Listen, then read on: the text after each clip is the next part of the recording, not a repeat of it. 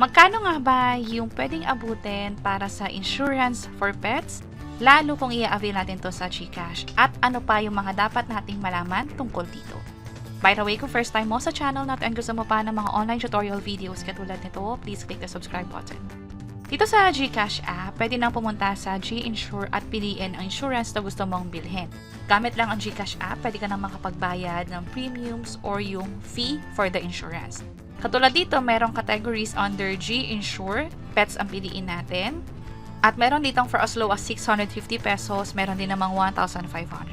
Sa presyo na nakikita natin, depende pa to. Yung 650 pesos, pwedeng for 1 month lang to. Yung isa namang option katulad ng 1,500, depende naman yan sa breed ng dog or cat. So, i-check natin very quick. And disclaimer lang din na by the time na nire-record ko to, dalawa yung available. Pero by the time na pinapanood nyo na to, possible mag-update, pwede rin magbago yung presyo, or madagdagan pa yung insurance na pwede ninyong i-avail. So ano yung mga dapat ninyong bantayan bago kayo mag-avail ng insurance bukod sa presyo? I-tap natin to. Unang-una dyan yung benepisyo.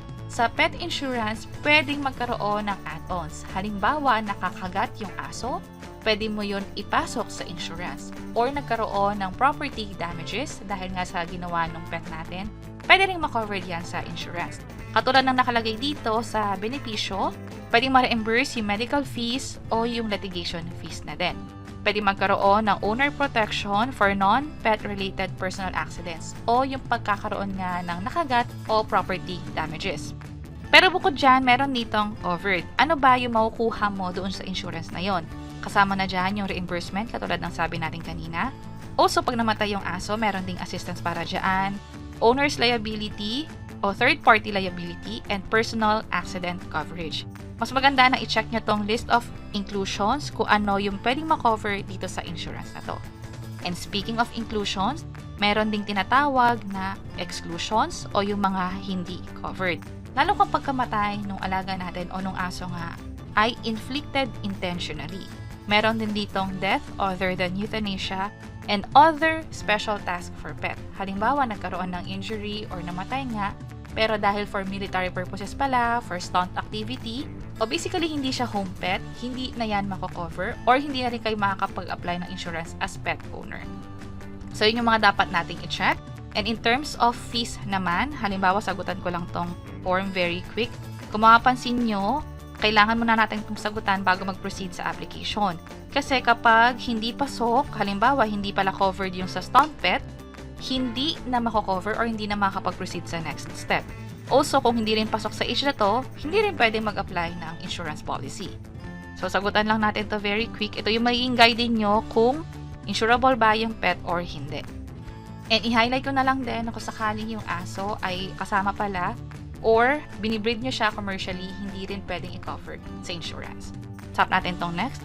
Ito yung sinasabi ko na dapat inyong bantayan kapag nakakakita kayo ng amount sa insurance. Yung 650 pesos kasi for 1 month yun. Paano kung gusto nyo mas matagal na coverage? Katulad ng 1 year. Doon na madadagdagan, magiging 3,200 pesos na. Kapag na-review nyo na yung mga detalye, halimbawa okay na sa inyo to, i-expect nyo na meron pang waiting period after nyo i-avail. Kapag 1 year, 30 days yung waiting period. Kapag naman 1 month, 7 days lang. Tap natin tong next. At kapag okay na, pag chinek nyo yung terms and conditions, automatically ibabawas na yung premium or yung insurance fee dito sa GCash app. So, i-make sure na meron kayong enough na balance doon sa GCash wallet ninyo. At idagdag ko na rin very quick dito naman sa standard insurance, depende naman ito sa breed nung aso or ng pusa. At katulad nung sa policy kanina, i-double check nyo rin yung mga benepisyo, yung mga inclusions, o yung covered at not covered dito. Pagdating sa premium, dito nyo na makikita kung magkano ba yung dapat bayaran. Halimbawa para sa aso, sa Shih Tzu, 4,700. Kapag naman sa cats, halimbawa yung sa Persian, 2,400. At kung may iba pang mga questions na hindi na-cover dito sa form, pwede nyong i-double check itong frequently asked questions. Kung hindi pa rin nasagot yung katanungan nyo dito, pwede nyo namang i-double check itong contact us form.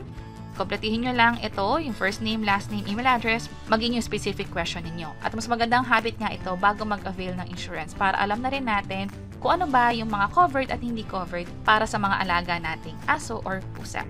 So, yun yung mga dapat yung tandaan bukod sa presyo ng insurance policy, kung ano yung covered, hindi covered, kung hanggang kailan effective yung ina-avail nating insurance policy, at kung paano na rin mag-claim sa kanila. And that's it. Sana nakatulong tong video na to. Kung oo, pakiclick ang like button at para sa iba't ibang mga tutorial videos, pwede nyong i-check itong mga nasa baba. Sana makatulong. See you sa next videos. Bye-bye!